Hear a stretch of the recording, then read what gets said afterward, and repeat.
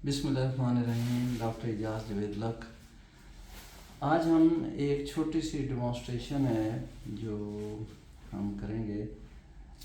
जो इंट्राविट्रेल इंजेक्शन हम लगाते हैं एंटी वेजिफ, तो सब लोगों को पता है कि ये किस लिए लगाते हैं। इस पे तो ज़्यादा डिटेल में जाने की ज़रूरत नहीं है। यानी vascular endothelial growth factor release होते हैं और ये क्या है, ये माइटोजन है और ये प्रोटीन इन नेचर हैं।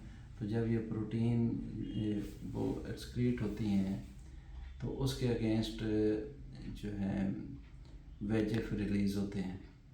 तो ये वेजिफ जो हैं ये क्या करते हैं, 3 काम करते हैं। मैंने इनको इस तरह याद किया हुआ है, PMT, यानी ये causes proliferation, migration and tube formation. T से ट्यूब फार्मेशन, तो न्यू वेसल्स बन जाती हैं। तो जब ये न्यू वेसल्स बन जाती हैं तो ज़हर रेटिना पे अगर बन जाए तो फिर नज़र नहीं आता।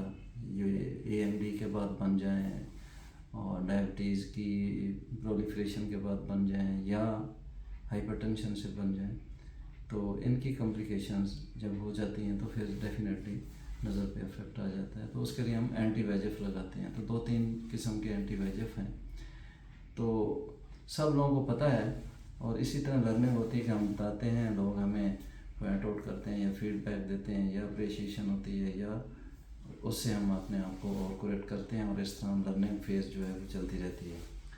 तो हम हर किस्म के जो है ना डॉक्टर से लर्निंग करते हैं। कुछ हमारे दोस्त होते हैं, कुछ और बाकी जगहों के होते हैं, आउटसाइड द सिटी होते हैं, सबसे हमारी लर्निंग होती है। उनका फीडबैक हमारे लिए बड़ा हौसला अफजा होता है और उसमें हम अपने आप को करेक्ट करते हैं। तो ये हम एक इंजेक्शन आज भरेंगे कि हम कैसे लगाते हैं। तो आप दोस्तों से ये गुजारिश करनी थी कि वो अपना इसमें फीडबैक दें कि वो कैसे लगाते हैं। हो सकता है कि वो हमारे से ज़्यादा अच्छा लगाते हों। तो इसके लिए 2-3 चीज़ों की ज़रूरत है। एक तो मैं हमेशा कहता हूँ पेशेंट की ज़रूरत है, क्योंकि आजकल जो इंजेक्शन आ रहे हैं ये 3-4 किस्म के, तो वो लाख से ऊपर उनकी कीमत है। तो डेफिनेटली पेशेंट होगा तो वो लगेंगे, तो पेशेंट भी अफोर्डिंग हो तो लगेंगे।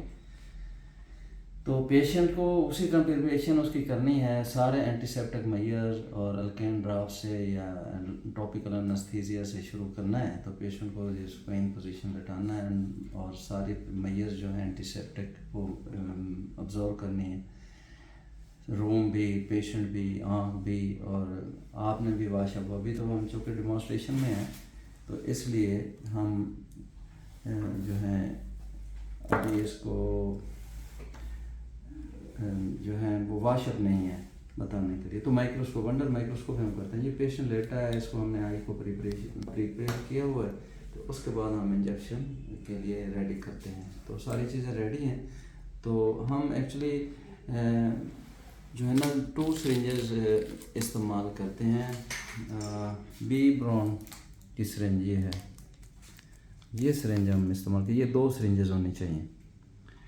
तो जो है जो वायल है इंजेक्शन की, तो अगर वो फर्स्ट इंजेक्शन है तो डेफिनेटली बेहतर तो ये है कि उसी दिन आपने सारे पेशेंट बुलाए हों जो 2 को लगाना है, तो वो पेशेंट बुलाए हुए हों और वो वायल आप खोलें। तो इसको सपोज किया जाता है कि इसकी जो कैप है और उसके ऊपर जो वो स्टेरलाइज्ड है, लेकिन स्टेरलाइजेशन बेशक है, आप इसको दोबारा पायोडीन से अच्छी तरह जो है साफ़ कर लें। पायोडीन के बाद इसको मॉप करें स्पिरिट स्वैप से। तो उसको फिर इसको उल्टा रखें, 2-3 दफ़ा इसको टैप करें। टैप करने के बाद आप बी ब्राउन की ये सिरिंज लें। इसको फर्स्ट ऑफ ऑल इसको थोड़ा सा एक दफ़ा इसको फ्री कर लें ताकि हम मूव कर लें, क्योंकि बाज़ का जब नई सिरिंज खोलते हैं तो ये पीछे हटाने में प्रॉब्लम होती है। आप थोड़ा सा इसको पीछे, कैप अभी आपने नहीं उतारी, आप थोड़ा सा इसको पीछे करें और देखें इसको आपने लॉक फ्री कर लिया। उसके बाद इसकी आप कैप उतारें। कैप उतारने के बाद अंडर माइक्रोस्कोप आपने इसको लेना है। तो अंडर माइक्रोस्कोप आप लेंगे, इसकी जो निडल है इसमें हमने उतारी है कि हाथ को ना लगी है, तो इसके सेंटर में गुजारें और ये उल्टी रखी है आपने, ये वायल उल्टी रखी है। इसके सेंटर में जाएं और सेंटर में जाने के बाद आप इसको अपनी रिक्वायर्ड अमाउंट में अंडर माइक्रोस्कोप जब आप देख रहे हैं कि मैंने इसमें कितना भरना है तो वो आ जाएगा। जब आपने भर लिया है तो आप इसको जेंटली निकाल लें। निकालने के बाद इसके ऊपर आप अपनी कैप जो इसकी थी आपने महफूज की हुई वो लगा दें। तो ये एक आवाज़ आएगी टिक टिक की कैप लग गई है। जब ये कैप लग गई है, इसमें इंजेक्शन भरा हुआ है, तो उसके बाद आपने क्या करना है ये देखें। आपने ऐसे करके कैप और निडल को ऐसे डिटैच करना है। ये डिटैच हो गई। ये अब निडल फ्री एक किस्म की नोज़ल है। आप दूसरी सिरिंज लें जिसको अभी आपने यूज़ नहीं किया है, ये आपने यूज़ नहीं की, उस दूसरी लें सिरिंज, उसी तरह ये जो अनयूज्ड सिरिंज है उसी तरह उसकी कैप उतारें जैसे ये उतारी।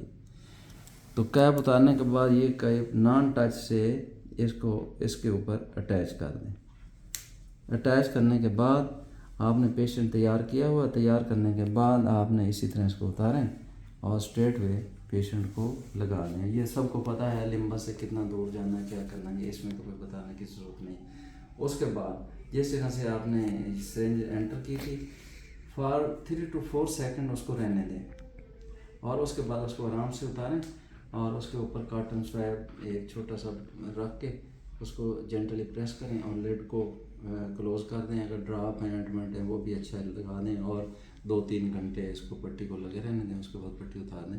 तो उसके बाद आप ज़ाहिर डेफिनेटली तो ये प्रोसीजर है। कोई पेन किलर भी दे सकते हैं, एंटीबायोटिक भी 2-3 दिन हम देते हैं, तो ये चीज़ें दी जा सकती हैं। तो ये जो कोई प्रोसीजर हमने बताया, अगर किसी दोस्त के पास इससे अच्छा हो तो वो शेयर करे ताकि बाकी दोस्तों का भी इसमें लर्निंग हो जाए और पेशेंट की बेहतरी हो जाए और पेशेंट के लिए अच्छा हो जाए। तो दिस वाज ऑल अबाउट कि हमने एंटी-VEGF इंट्राविट्रियल कैसे वायल में से लेना है और कैसे लगाना है। Thank you so much, doctor Ejaz Javed.